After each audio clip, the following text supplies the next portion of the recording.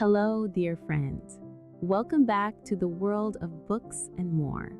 Here, we've distilled the most original and profound insights from great books, helping you save precious time amidst the hustle and bustle of life while still fully grasping core values to nourish your soul.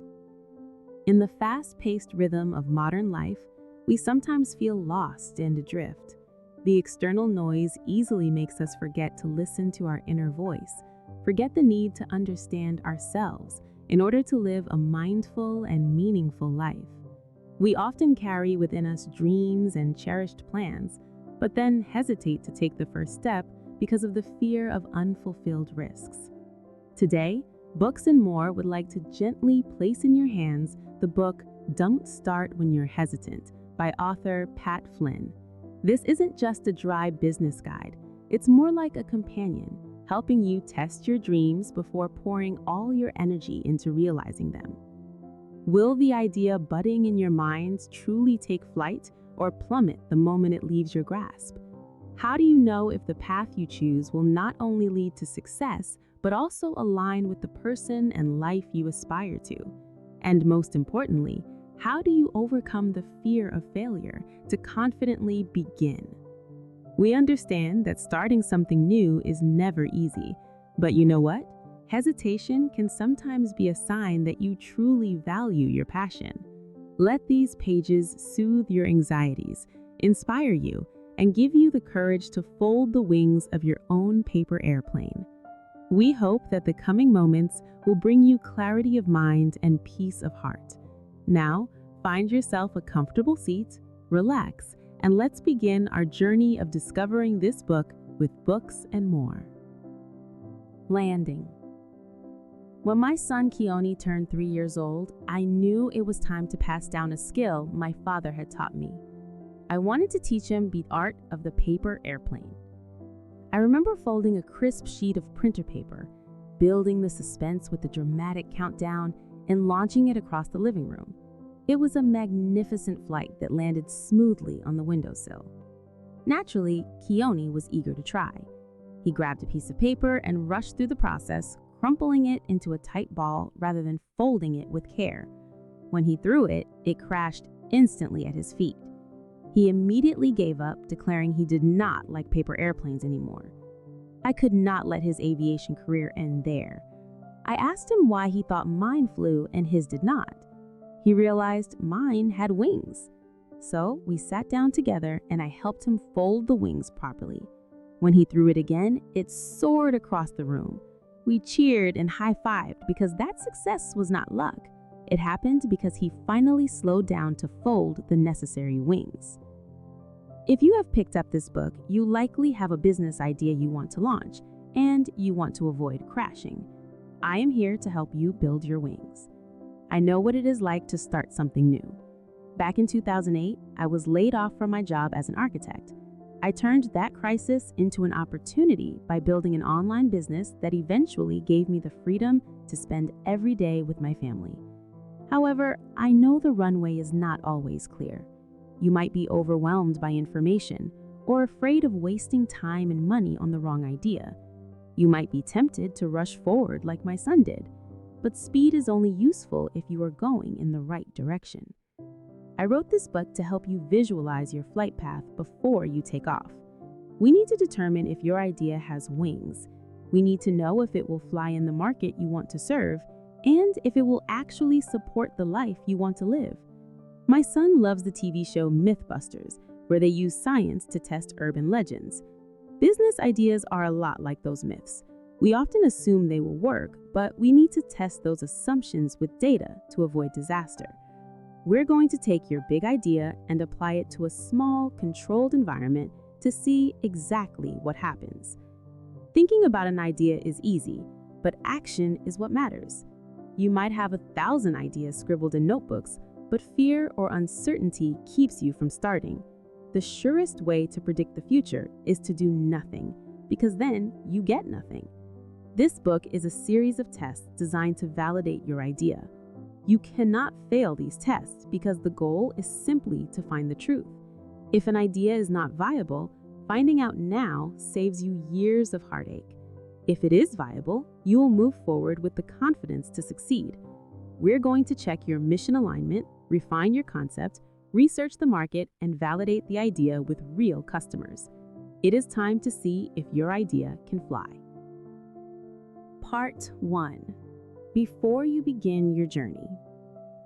A few years ago, I received an email from a listener named James with a striking subject line saying that he was earning $20,000 a month but felt no happiness.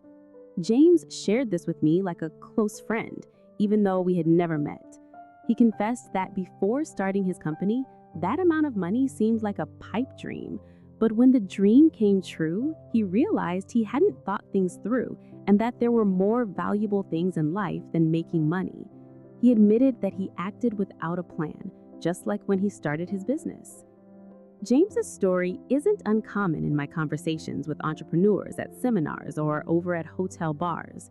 Choosing to live an entrepreneurial life means choosing a path of freedom, a life with your own standards and control over your own future. Yet, I often see successful business owners who are unhappy, and I wonder how they manage to succeed from the start with such a melancholic mindset. Building a successful business is a journey full of trials and errors. It is through failures that we learn and grow, adjusting our course accordingly.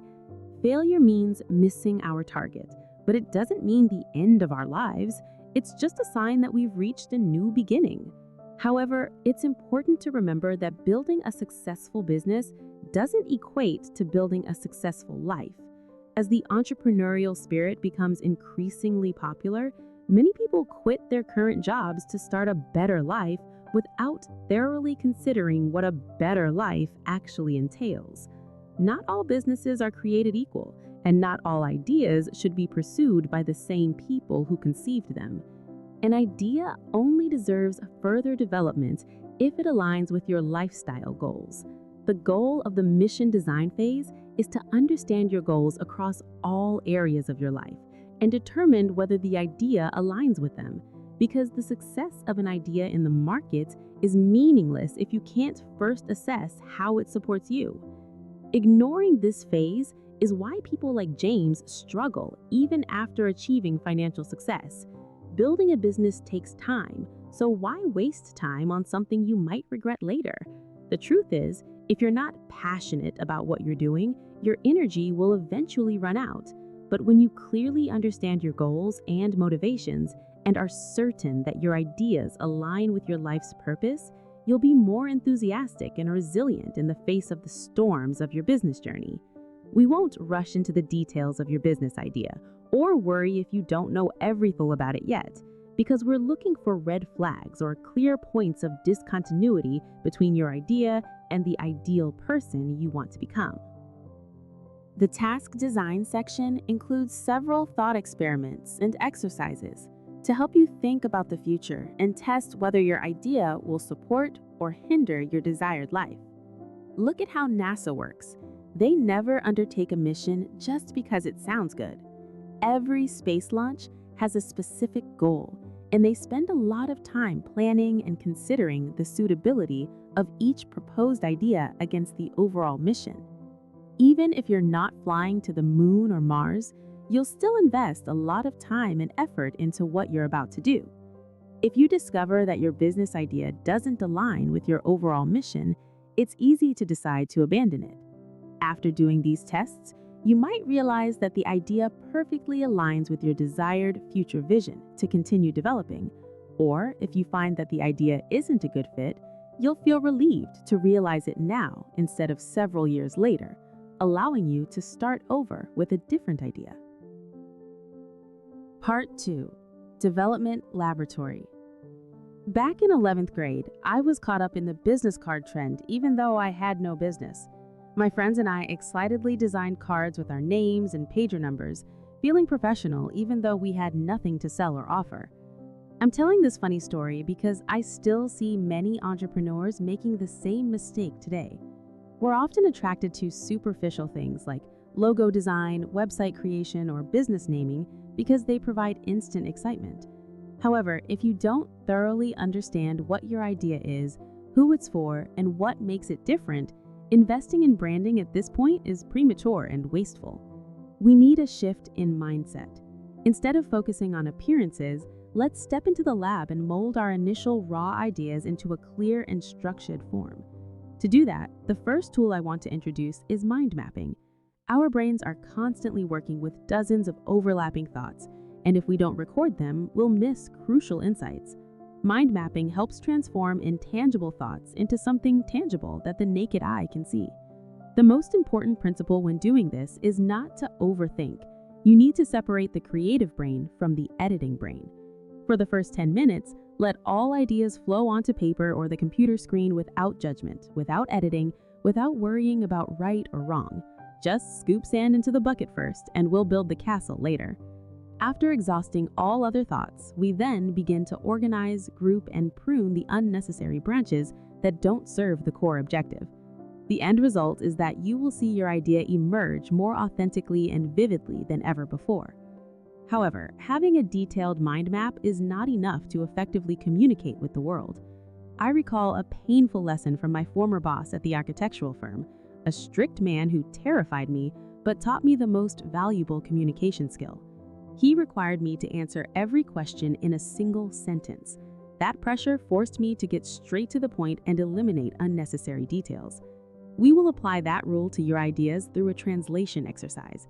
From a complex mind map, write a summary page, then condense it into a paragraph, and finally condense it into a single sentence. This statement must encapsulate the true essence of the idea, making it immediately clear to anyone who hears it what you're doing and what value it brings. If it doesn't sound right, keep revising it until you can confidently declare it. Once you have a clear definition of the idea, the next step is to bring it to light. I know many people fear sharing ideas will lead to theft, but the truth is, keeping it secret is far more dangerous. You need feedback from others to improve the idea, to know its strengths and weaknesses. I learned from entrepreneur John Saddington that ideas only truly mature when they are put to the test. Don't be afraid to talk to strangers, friends, or anyone you meet. Listen to their feedback, both positive and negative. Criticism might upset you a little, but if it's constructive, it's valuable material for perfecting your product. During the development of the food truck website, although I wasn't an industry expert, open and honest conversations about my intentions allowed me to gain invaluable practical knowledge from the truck owners themselves, helping me to accurately shape the content and products. Finally, remember that the goal of this stage isn't to make an immediate sale, but to find resonance and determine if your idea truly solves someone's problem. These conversations will help you realize if you're on the right track or need to adjust. You're in a laboratory where every experiment is allowed to fail so that mistakes can be made. When you can articulate your idea clearly and confidently and gain the attention of others, that's when you know you're ready to move on to the preparation phase for the actual flight. Part 3. Preparing for liftoff. Before a pilot pushes the throttle to speed down the runway, there is a crucial phase of diagnostics and planning. We cannot just rely on mechanics and engines. We need a flight plan that accounts for the weather, air traffic control, and the route ahead. This section is about understanding the environment we are about to fly into so we can navigate it safely and successfully. It starts with a mindset shift that I experienced during a sleepless night before an interview with Andrew Warner. He challenged me on whether I was thinking too small with my niche businesses. I realized that you do not need to create the next Facebook to be successful. You only need to change the world for a specific group of people. This aligns perfectly with the concept of 1,000 true fans. You do not need millions of customers. If you can find just 1,000 people who love what you do enough to pay you $100 a year, you have a sustainable six-figure business. This takes the pressure off and allows us to focus on serving a specific niche deeply. To find these people, we create what I call a market map. We are looking for 3 specific things, which are places, people, and products. We start by locating the places where our target audience hangs out online. We use search engines to find the blogs they read, the forums where they discuss their problems, and the social media groups they join. Next, we identify the people, the influencers and authorities who already have the attention of our audience. We look at who they follow on Twitter and who hosts the podcasts they listen to. Finally, we look for products. We analyze what they are already buying on sites like Amazon. Finding existing products is actually a good sign because it proves people are willing to spend money in this market. Once we have mapped the terrain, we need to understand the passengers. I use a framework called the customer plan, which stands for problems, language, anecdotes, and needs. Everything begins with problems. We must identify the deep pains and struggles our audience faces.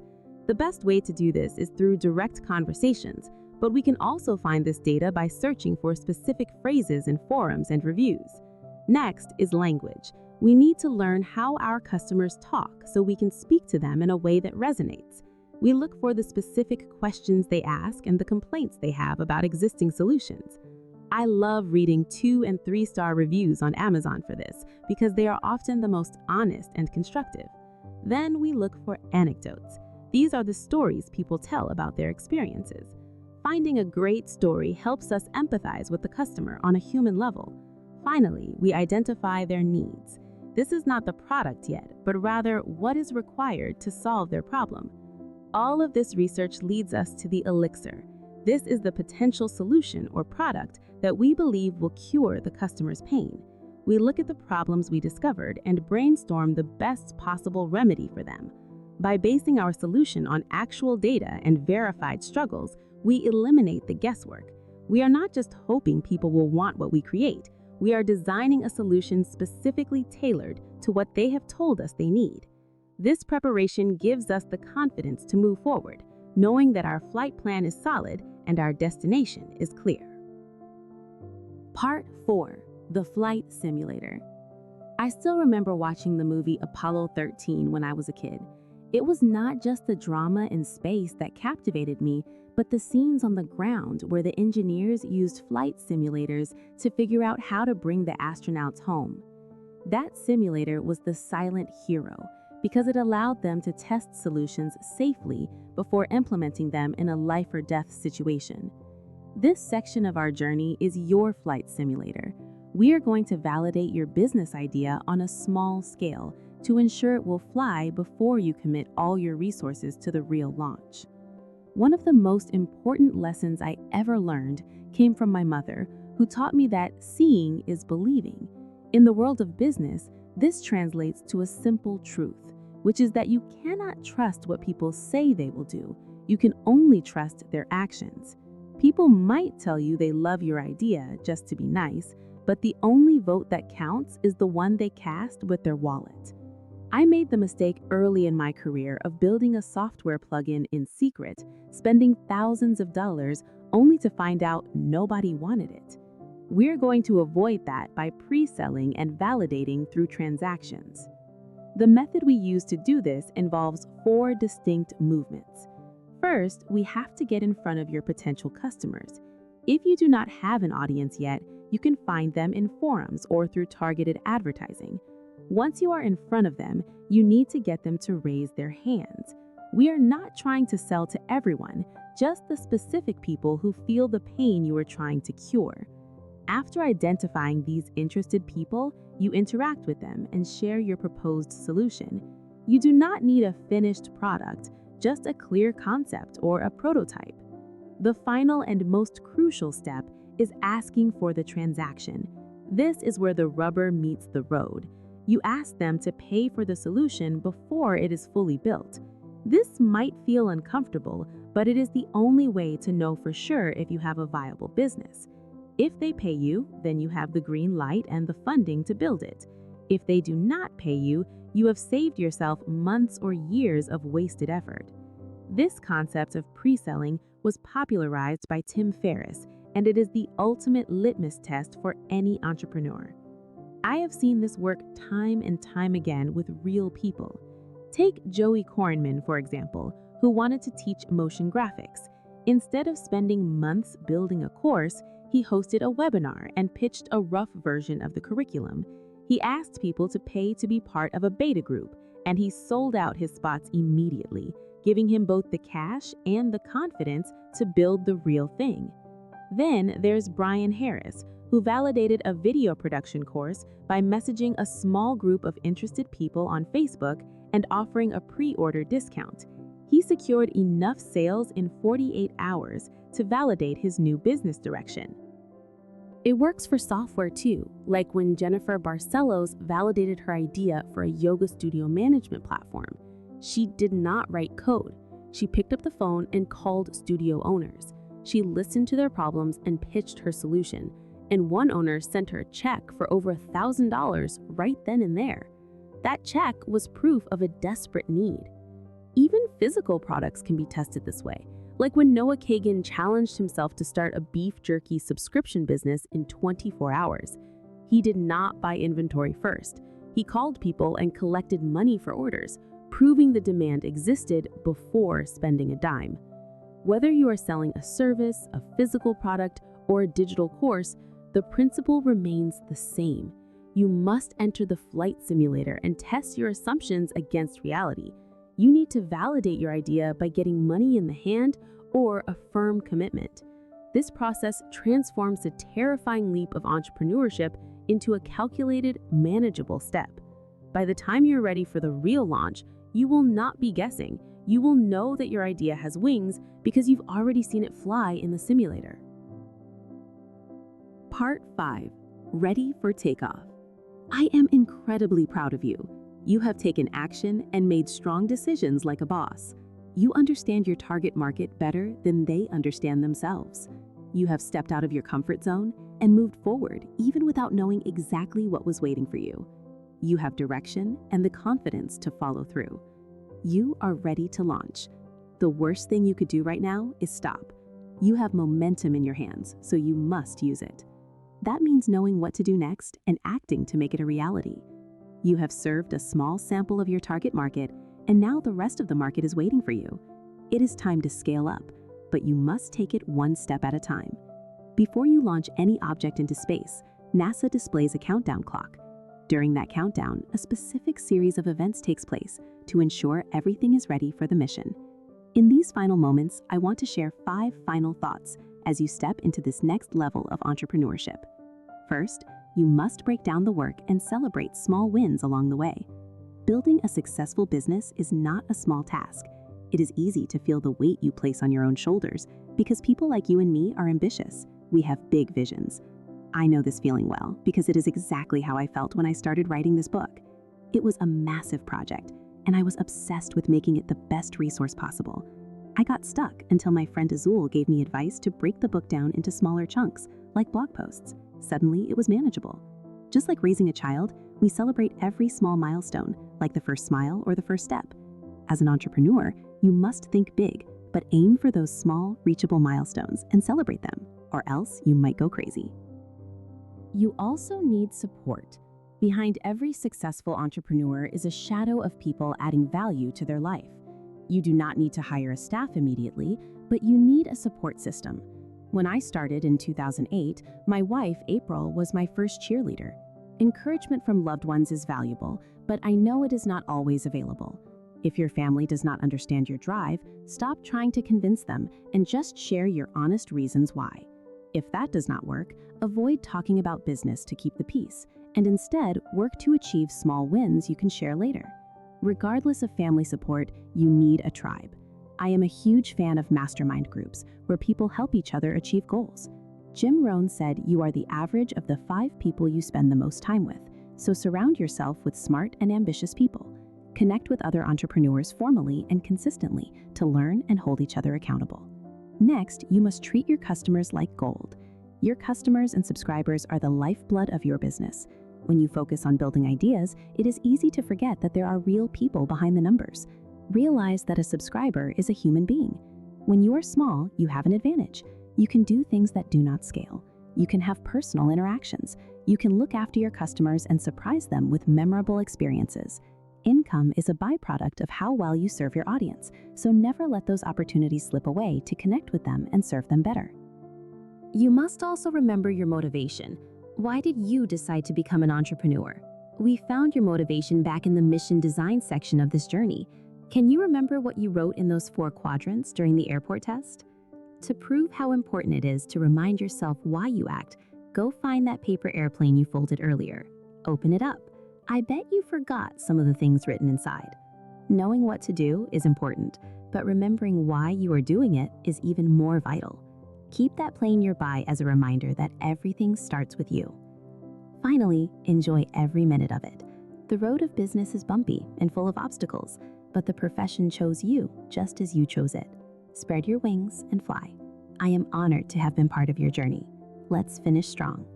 If you like this video, please click the like and subscribe button so that more people know about this video. Thank you for your support. Wish you a happy evening with your family. Goodbye and see you in the next videos.